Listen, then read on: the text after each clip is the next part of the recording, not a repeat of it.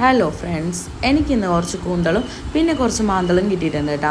മാന്തൾ ഞാൻ ക്ലീൻ ചെയ്ത് ഉമ്മാക്ക് കൊടുത്തിട്ടുണ്ട്, കൂന്തൾ ക്ലീൻ ചെയ്ത് ഞാനും എടുത്തിട്ടുണ്ട് കേട്ടോ. ഇന്നത്തെ നമ്മുടെ സ്പെഷ്യൽ കൂന്തൾ നിറച്ചതാണ് കേട്ടോ. അതിനുവേണ്ടി ആവശ്യത്തിനുള്ള തേങ്ങ ഞാൻ ചിരകാൻ വേണ്ടി എടുത്തിട്ടുണ്ട്. അപ്പോഴേക്കും ഒരു കോൾ വന്നിട്ടുണ്ടായിരുന്നു, എനിക്കൊരു കൊറിയർ വന്നിട്ടുണ്ടായിരുന്നു കേട്ടോ. അത് കളക്ട് ചെയ്യാൻ വേണ്ടി പോയി. പിന്നെ ഇതിനൊരുപാട് പണികളുണ്ട് കേട്ടോ. അപ്പോൾ അതുവേണ്ടി വേഗം തന്നെ ഞാൻ അടുക്കളയിലോട്ട് വന്നു. തേങ്ങ ചിരകി മാറ്റിയിട്ടുണ്ട്. പിന്നെ ആവശ്യത്തിനുള്ള ഉള്ളി എടുത്തിട്ടുണ്ട്, അതൊന്ന് വഴറ്റാൻ വെച്ചിട്ടുണ്ട്. പിന്നെ ഇതിലേക്ക് ആവശ്യത്തിനുള്ള ഇഞ്ചി വെളുത്തുള്ളി പേസ്റ്റും ഉപ്പും ഞാൻ ഇട്ട് കൊടുത്തിട്ടുണ്ട് കേട്ടോ. എന്നിട്ട് നന്നായിട്ട് വഴറ്റിയെടുത്തു. പിന്നെ പൊടികളൊന്നും അധികം ഈ പൊടികളൊന്നും ആവശ്യമില്ല. മുളക് പൊടി, മഞ്ഞൾപ്പൊടി, കറി മസാലപ്പൊടി, കുരുമുളക് പൊടി, ഇത് തന്നെയാണ് കേട്ടോ ഇതിനാവശ്യമുള്ളത്. പിന്നെ ഈ കൂന്തളിൻ്റെ ചെറിയ ഭാഗങ്ങളൊക്കെ ഇല്ല, വാൽഭാഗം, അതെല്ലാം കട്ട് ചെയ്തിട്ട് ഈ ഒരു മസാലയിലോട്ട് ഇട്ട് കൊടുത്തിട്ടുണ്ട്.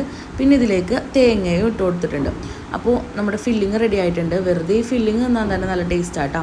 പിന്നെ കൂന്തളിൻ്റെ ഉൾഭാഗമൊക്കെ നന്നായിട്ട് ക്ലീൻ ചെയ്തിട്ട് അതിലേക്ക് ഞാൻ മസാല ഫില്ല് ചെയ്തിട്ട് ഒരു ടൂത്ത് പിക്ക് വെച്ച് കവർ ചെയ്ത് കൊടുത്തിട്ടുണ്ട്. പിന്നെ ഇതൊന്ന് ജസ്റ്റ് ആവി കയറ്റാം. 1 മിനിറ്റ് 2 മിനിറ്റ് ആവി കയറാൻ പാടുള്ളൂ, അല്ലെങ്കിൽ ഇതൊരു റബ്ബർ കൺസിസ്റ്റൻസിയിൽ വരും.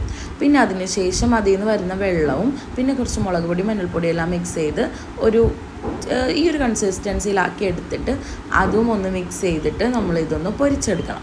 ആദ്യം ഞാൻ ഈ ഒരു പാനാണ് എടുത്തത്. ഇതിൽ എനിക്ക് അത്ര റെഡിയായി തോന്നിയില്ല. പിന്നെ ഞാൻ ചട്ടി മാറ്റിയിട്ടുണ്ടായിരുന്നു. അങ്ങനെ ഇത് പൊരിച്ചെടുത്ത് നല്ല ടേസ്റ്റ് ഉണ്ട് കേട്ടോ. പിന്നെ പാത്രം കണ്ടാൽ അറിയാലോ, ഒറ്റയടിക്ക് കാലിയായിട്ടുണ്ട്. ബിലാൽ നല്ല ടേസ്റ്റ് ഉണ്ടെന്നൊക്കെ പറയുന്നുണ്ട്. എല്ലാവരും ട്രൈ ചെയ്ത് നോക്കണം കേട്ടോ.